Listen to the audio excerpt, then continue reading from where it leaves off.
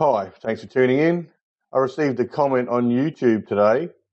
Hello, Jako. I hope you are well. Both the US dollar index and the S&P 500 index futures rose on a narrow bar with below average volume. I should point out this goes back to the 10th of November 2023.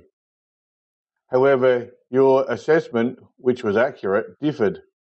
For the US dollar index, you noted that it indicated a lack of support for a recovery, while for the S&P 500, you observed it indicated a lack of selling pressure. Could you explain your reasoning for both assessments? Thank you. This was from James. James is a regular, and yes, I can. This is the US dollar index futures from the 10th of November 2023. And this is the US dollar index futures original chart. And I wrote, US dollar index futures closed modestly higher this week. It's here. This put some of the associated market under pressure. The market recovered somewhat, but stalled at the lows of the range. Volume reduced to below the average as price moved higher, so it does not appear that the recovery was being strongly supported.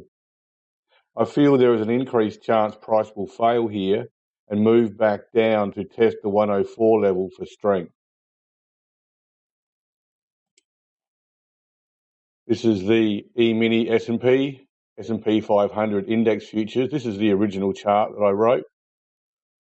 S&P 500 index futures closed a little higher this week. The momentum generated the previous week continued. That's this strong up bar here, which was admirable considering the strength of the US dollar. Spread reduced to narrow, that's this week, and volume was below average, so price rose on the back of a lack of selling pressure as much as an actual push higher. Look for this market to continue higher. And you have to remember that my comments are fairly brief and to the point. I don't have a huge amount of room to write a lot about what I'm seeing, and this video will explain a little bit more in detail. You can see price reached new highs up here and drew out some supply. Here was the first breakdown line, which price moved below and then proved unable to recover, and then price moved lower in response. And you've got a more serious level that has built up across here, which I shaded in red to show it would be resistance in the future if challenged. Now, if we move over here, price had moved up to this level, and then the 6 weeks previous to the bar in question, we had a bar that moved up and into this resistance zone. It closed in the middle on an increase in volume and slightly above average volume. This is showing that supply was drawn out. The close in the middle showed that as price pushed higher, it drew out supply, and the supply pushed it back down to close in the middle. And on the increase in volume, it suggests that supply was reasonable. It wasn't low. But the next bar continued to attempt to push higher, but it closed poorly right at its low on a further increase in volume. Supply is being drawn out at this level. As you would expect, it's a fairly serious level. Supply was expected to be drawn out, and that's why I shaded it in red. The next bar did test for supply initially below the previous bar's close, then made another attempt to push higher, but volume dropped down to average. So you would suggest that the effort required to bust through this zone of resistance had eased this week. There was a test for supply the next week, and then an even deeper test for supply below the previous bar's close the following week. It did close up in response, so it's making another attempt to push higher. And that attempt continued the following week up to the highs of this bar, but it failed really badly on an increase in volume again, above average volume, and closed below. I'll just get rid of all of them. And it closed below the lows of all these bars. That's this bar we're talking about here. And then in the week in question, price attempted to reverse and push back up to this zone of potential resistance, but there was no volume, there was no oomph behind it. Volume dropped to below average, the spread reduced. This was a weak attempt to push higher and challenge the resistance above.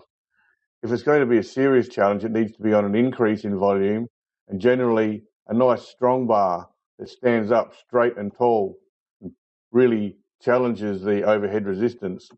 This bar made an attempt to do so, but the resistance was stronger than the effort to push into it was, and that forced a mid-bar close.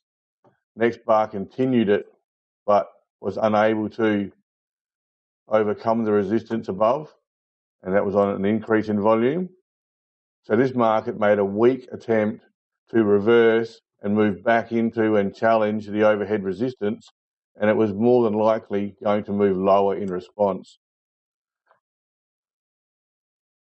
That is to say, it was more likely it was going to fail in its attempt to push higher than it was to successfully challenge the overhead resistance.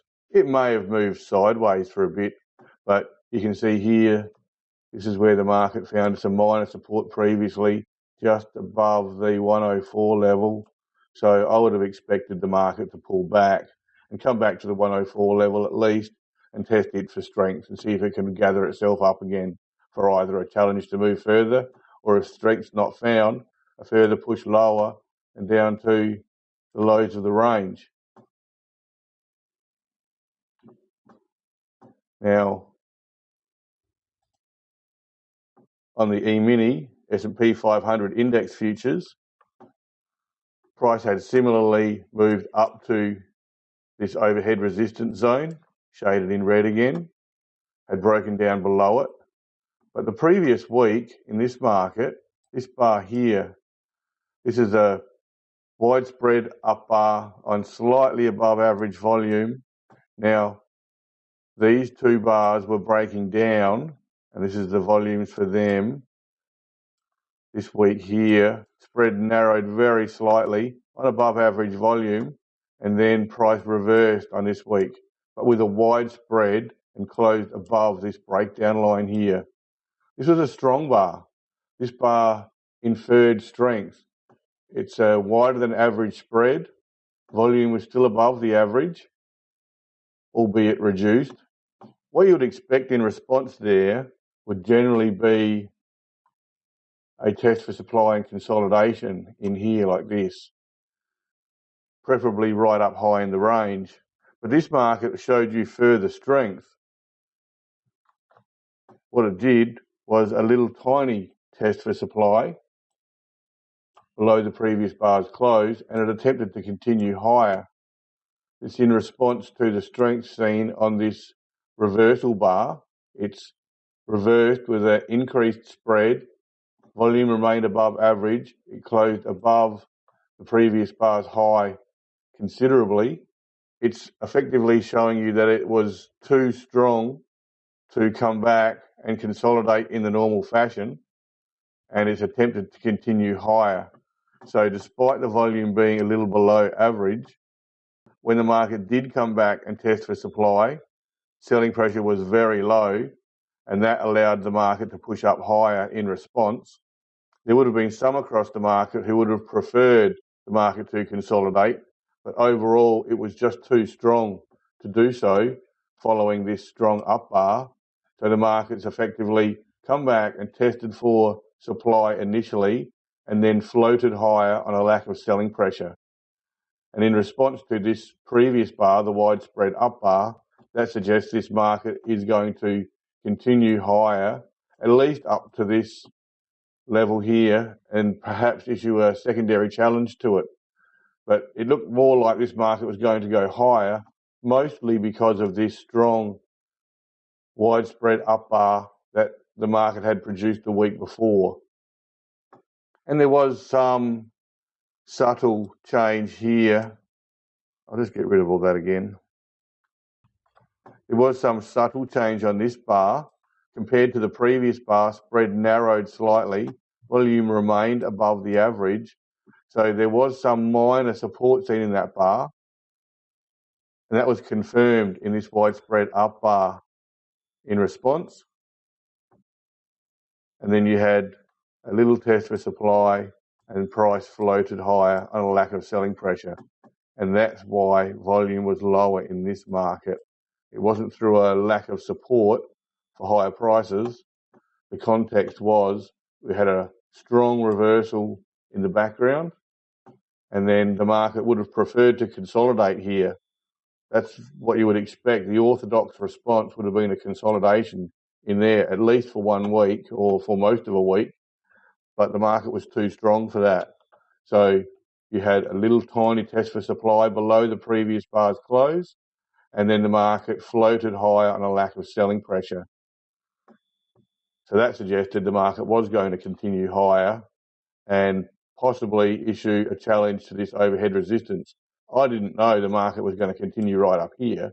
All I knew was next week or soon after, in response, the market was likely to go up. That meant it had to go and issue a challenge to this level at some point, probably the following week. And then I judge it from there on week by week and wait for the market to continue confirming what's going on. So I didn't actually know that it was going right up like this. I just knew that it was likely to go up in response, and it did. And so in both cases here, it's about the context. It's about the immediate background and what's happened previously before that, and putting it into context with the US dollar. It had just seen weakness or an inability to push through the overhead resistance. And if nothing else, it needed to come back, gather itself up, consolidate for a bit, and then perhaps issue a secondary challenge, where that had already happened in the E-mini S&P. Price had pulled back. It had seen support come in with that widespread up bar. It looked like the market had gathered itself up and was about to at least push a little higher. So it's all about context. Okay, hopefully that explains what's going on. I thank James for his question, and enjoy your weekend, which I will too. Thank you. See ya.